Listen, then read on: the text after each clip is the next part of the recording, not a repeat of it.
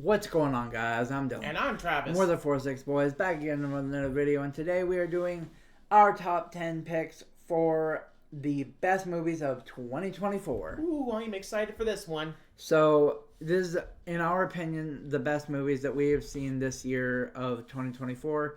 Again, it's in our opinion. So, if you have any other better picks, list them down in the comments below. We'd love to hear.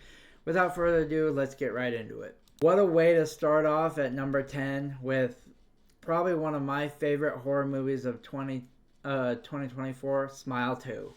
Go ahead, Travis. What I liked is that I liked the first Smile. I really did. Even though it used various tropes from previous films, it did something somewhat original. Yeah. This one I felt did even better with it, especially in the scare department.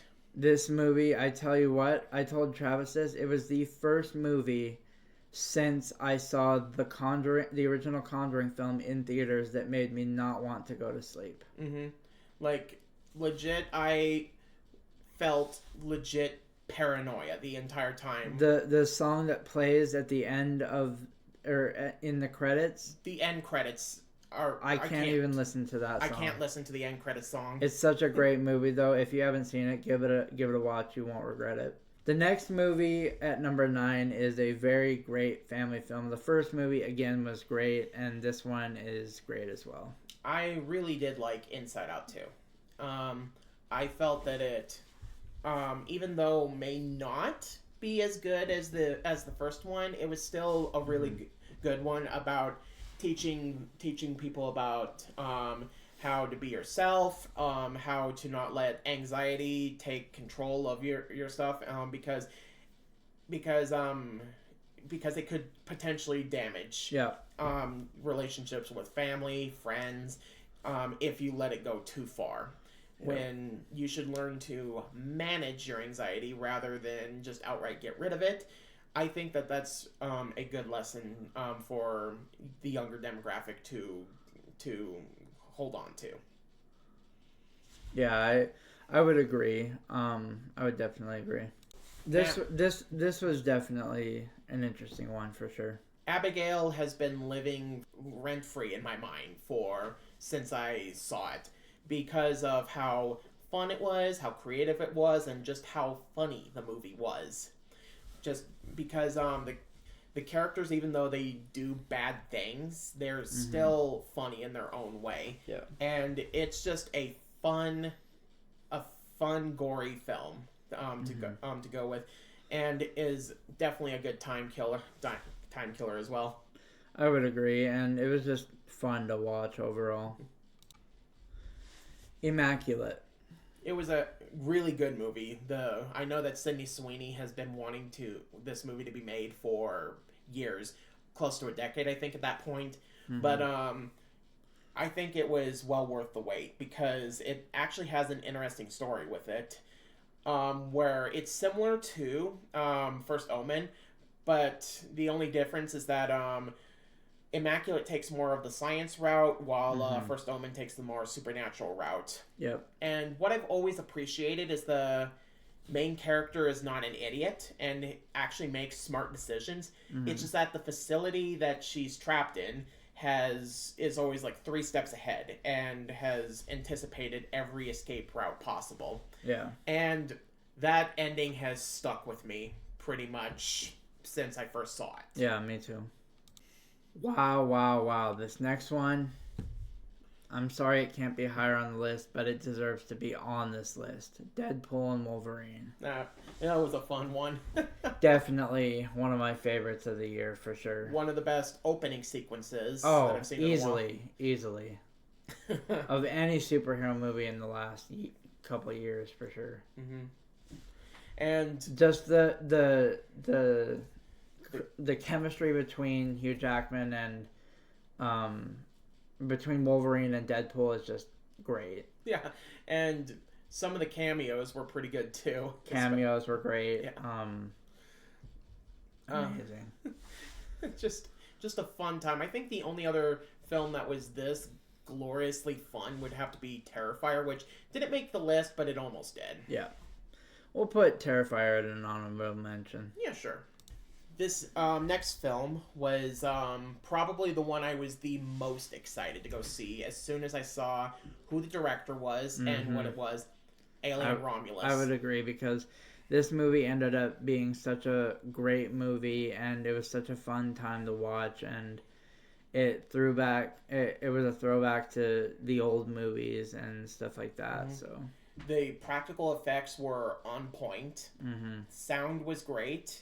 Pretty much everything was almost near perfection. And people complain about the member berries in it. I honestly did not care. No. Especially the "Get away from her, you bitch" callback. I thought that was great. Yeah, and definitely. That last 15 to 20 minutes or so was just beyond unhinged. That it was awesome. Yep. This might be one of the best performances I've seen in the last probably 5 or so years from an actress. But The Substance was a great, great movie. Like, not only did it have an interesting premise, while talking about how actresses in Hollywood, basically, once they reach a certain age, they're basically tossed away and then given to another younger actress to basically replace them.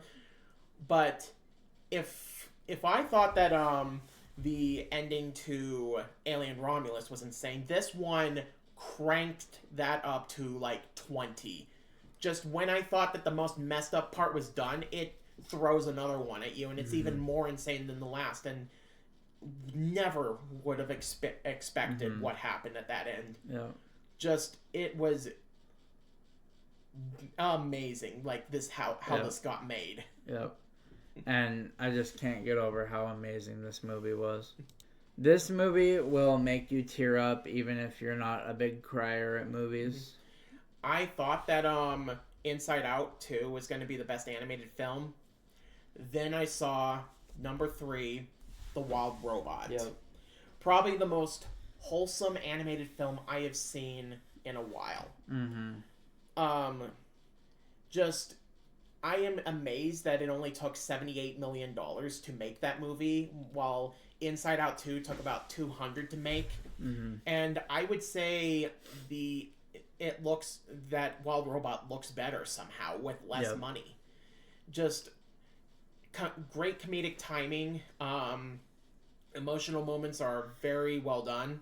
I would say the only thing is I felt that the villain toward the end was more of a last second addition and was kind of unnecessary, but I really, really, really like this movie, and I'm excited to see the inevitable sequel when it comes out. Exactly, I am too.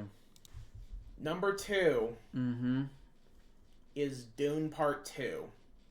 Fantastic movie. I loved the first movie, and honestly, I think Part 2 was even better. I would have to agree. Like, the lore is already gotten out of the way, so it literally doesn't have to re-explain everything. But still, same gorgeous effects, cinematography, everything on a technical level is near perfection. Yep. And how it essentially is sort of a commentary on people who use religion to take advantage of other people, and how that could be a dangerous thing if the wrong people listen to that. And it's even sort of a reverse white savior trope, where essentially it's taking that concept but basically saying that this time the white savior has an ulterior motive to it, and I always find that fascinating if that's done well. And number 1 would have to be Wicked. Yep. I grew up in the theater my whole life. I have heard of the songs. Never got a chance to see the play because I don't have the money to go to New York and watch that stuff, and it's too expensive to use in our local theaters that we have live theater, by the way. So I never got a chance to see Wicked.